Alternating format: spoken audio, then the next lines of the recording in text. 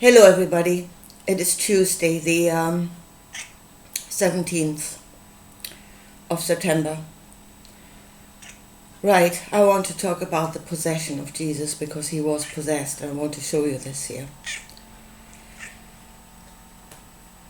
First of all, in that book, when they say when Jesus came along there was a blip of light. Yes, there was. In the darkness, that is the Bible. The full-on slaughter, that is the Bible. There are two different ways in that book by which you can know the Creator. Creator, again, is all possibilities. He is everything. You cannot know him in his entirety. Only in parts. So Jesus said, I bring you knowledge of the Father. There was a new aspect of the Creator in which you can know him. Now, up to that point, we have known the Creator, and we still know the Creator, I would say at this point, through what is created. Through all the possibilities that have already been created. And they are Creator. They are the depiction of him. Everything is. So if you have other beings, you know the Creator in the aspects that he is creating many different forms. And again, he is an expansion of awareness of other beings.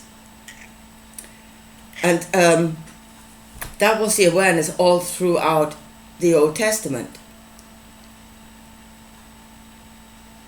But they are, in essence, like us. They are just beings. The gods of the Old Testament are just beings. And they had a greater awareness of what was around them in that they knew other beings.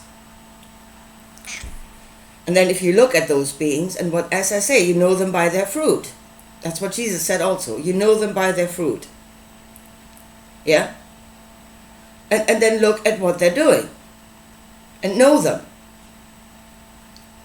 by what they're doing. It is perpetual warfare. It is sacrifice left, right, and center. Thousands of cattle. And then you have a whole book in there that gives you instructions for the correct barbecue. Because the smoke that rises to heaven is of a sweet odor to the gods. They're smoking up there. They're getting off on the smell, on the smoke of burning flesh. So those were the beings, when we knew them, that were around us. And as I said, that is a knowledge of the Creator. Jesus brought a different knowledge. And that is then Creator not in the created form, but in the energetic form. That is Spirit. Spirit is that which cannot be seen. That is simply what Spirit is. It is what cannot be seen, what has not got solid form. Form is form and Spirit is Spirit. And then to know the Creator in the aspect of the giver. He gives. He gives to all. And in him there is no judgment. And with that knowledge, anything is possible. You know you will be given.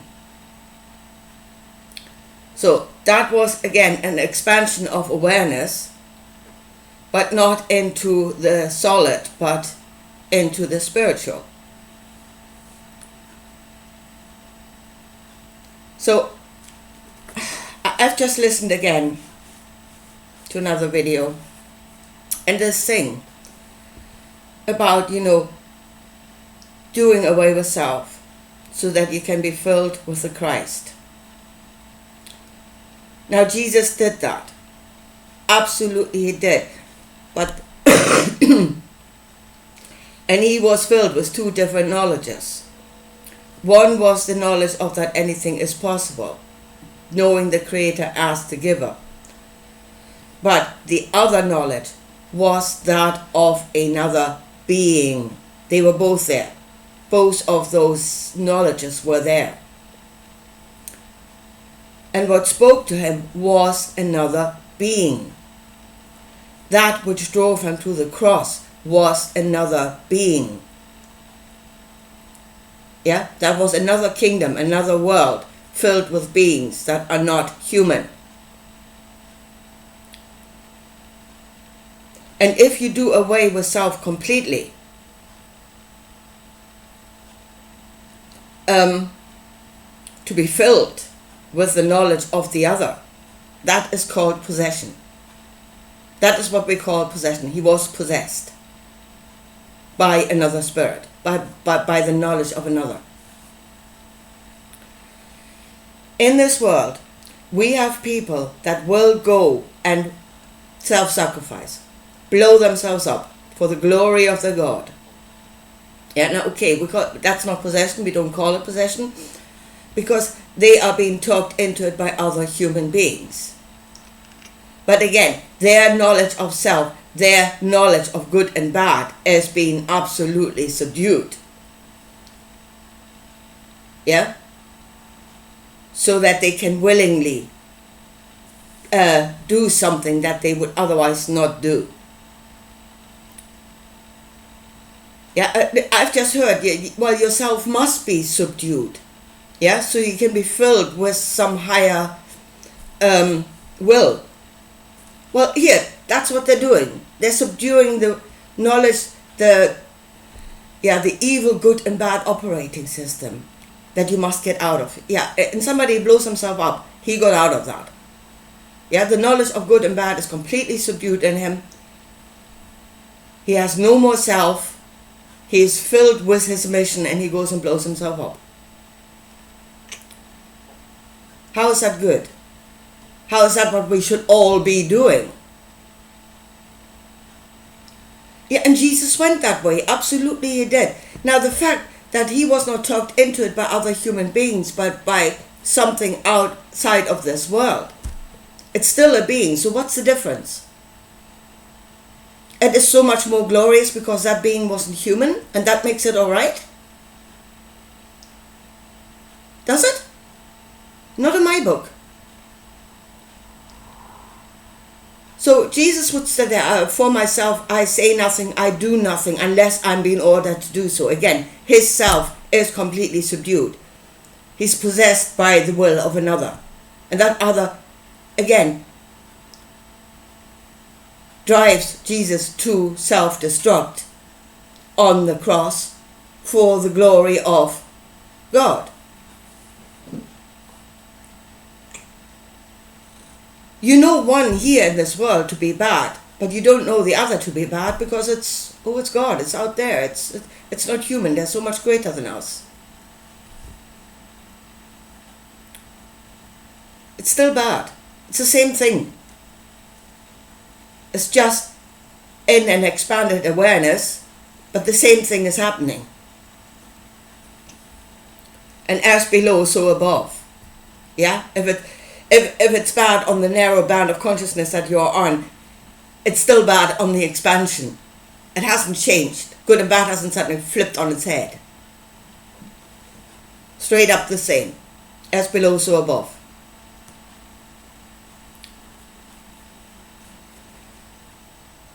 Okay, now, the video I just watched. No, well, let me first say, if we know the Creator as the giver, we know it is possible. Again, we're not looking out. Our expansion is not outward into the knowledge of other beings. But it is more, that is now going into the spiritual. Yeah, anything is possible. Energy healing, stuff like that. That is spiritual. So we're really going the spiritual path, not the materialistic path. And yeah, it was said, when many come together and they are of one mind, yeah, they all have the mind set to the same outcome. And yes, then there has to be absolute unity. Yeah, you cannot have somebody in that group that is not in agreement, because their energy will put the whole thing sideways. Again, in the Bible it says that can be done. Yeah, if you say you believe on the Bible, then please do believe on what it says in there. It happened at Pentecost. There were 120 in that room, and they were all of one mind. And what actually happened in that room, and I said it before, I'll say it again to those who haven't heard it yet, they gave to each other the knowledge of their languages. There were 120 Jews in that room. Just because they were all Jews does not mean they were all the same nationality. They spoke different languages. And they gave to each other the knowledge of their languages because they had a task that they had to fulfill, and that is to go and preach the gospel in all of the lands. In order to speak to the people in all of the lands, you would have to speak their language. So that's what they did. So when they came out and people could suddenly hear what they were saying, it's not because they were in the spirit talking gobbledygook. A person would stand there and say, why do I suddenly hear? They were uneducated people. Yeah? Suddenly speaks Persian. How can that be? That was the miracle of Pentecost. They gave to each other the knowledge of their languages. And yes, they were all of one mind, and yes, they did it to fulfill a task. Now here is my question. Because again, in the video I've just heard, it says you must completely do away with yourself. To be filled by the knowledge of something higher. And it will direct you. Again, that is what happened to Jesus. Yeah? Something supposedly higher. They're not higher than us. In fact, I think they are a lower consciousness than us, but if we are our true self. But if this is possible, if you can be of one mind to affect reality in that way, why does it have to be done for something that is not of this world? Why can we not do it according to our knowledge of what is needed for ourselves? Why does it have to be in the service of some God, some otherworldly being? Why can it not be in service to us? And again, in all the miracles that he performed in this world, that was in service to humanity. When he healed people and stuff like that, that was in service to humanity. And that was not completely getting out of your mind and knowing nothing to get a greater purpose, but the purpose is right in front of your nose. What is needed? All around you. See what is right in front of you and all around you. Not out there. Plenty of stuff that needs to be done here. So why not use it to that purpose? Because that's what Jesus did while he was in this world. And then he got instructions how to leave this world and bring that knowledge somewhere else, to the heavens.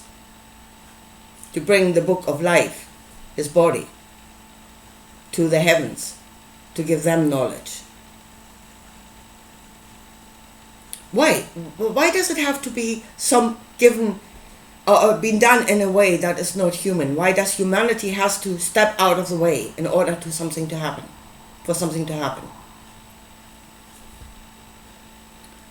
Yeah?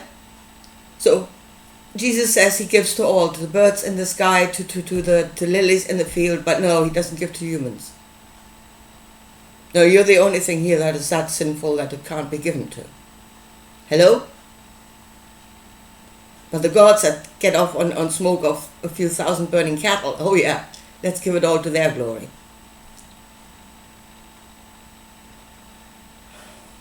Now, the last thing I want to say is, and I had that question asked, that question came into my head, and I'm still standing firm in my answer.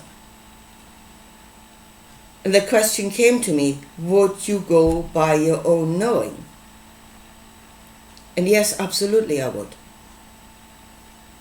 Absolutely I would.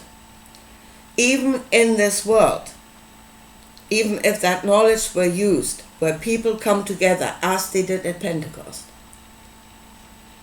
to effect a change on a spiritual level. Yeah? If there's a group of people agreeing on that they want to create a change, and you are not in agreement with that, because again, your analytic mind, your evil analytic mind can already predict an outcome that is not good. So what, again, you must overcome that. You must overcome your own knowledge and become a part of something where you can already reason that that is going to go belly up. I mean, already you cannot reason when it comes to the will of God, obviously. You must do away with reason altogether. But even if it were done amongst people, should you do away with your reason and become part of something that you know to be bad or maybe even evil?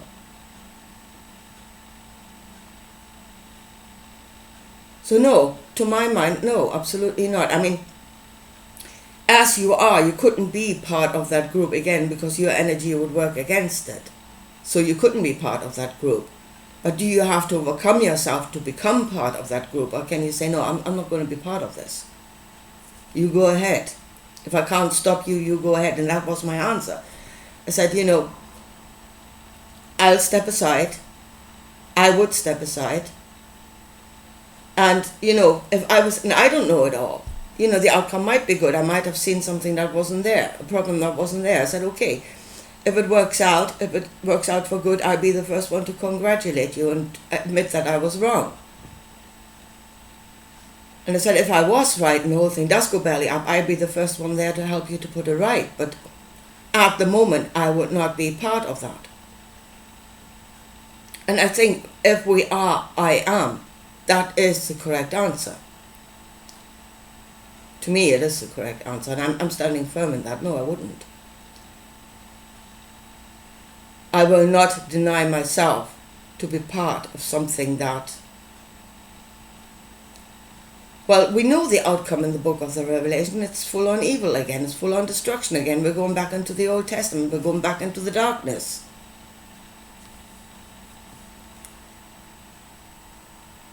So, yes, first of all, yes, Jesus was possessed because he was filled with the will of another being. He had knowledge of another being, which is knowledge of the Creator, but just restricted in that he knew another being. And he was filled with the will of that, and he had done away with his human analytic mind and the knowledge of good and bad. And really, shall we all go that way? Shall we hold on to what we are and what we know? And then the other thing is knowing the Creator in the spiritual as the giver. The Father gives. Know that. And then where would that lead us? And as I said, does the knowledge of what has to be done in this world come from somewhere out there? Oh yeah, the Palladians will tell you what to do. Or do you know it yourself? Because it's right in front of your nose what needs to be done. And then go by your own knowing. And as I said, if we go that way, and then there still has to be individual freedom to make your own choices. And if you know something is bad, no, you should not. If you know it's evil, then you should not overcome yourself to be part of evil. Absolutely not.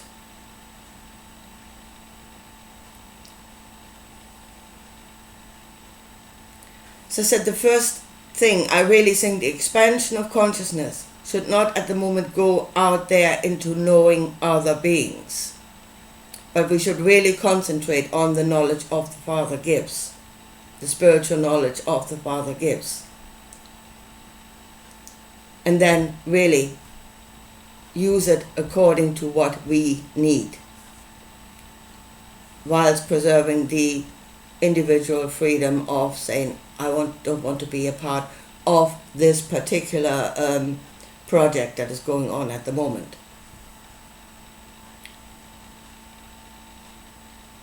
I really think this is the way we need to go. But this whole idea of doing away with self and letting something higher come into you, that's absolute nonsense. Yeah? The Christ that was in Jesus was a different being. That was the will of another being like ourselves. That is humanity, and it was the Son of God, the Son of Man, humanity that was crucified, so that some other being can have their will. And we absolutely should not go there. Yeah, anyway, I'll leave it at that for today, and I'll talk to you again soon. Bye.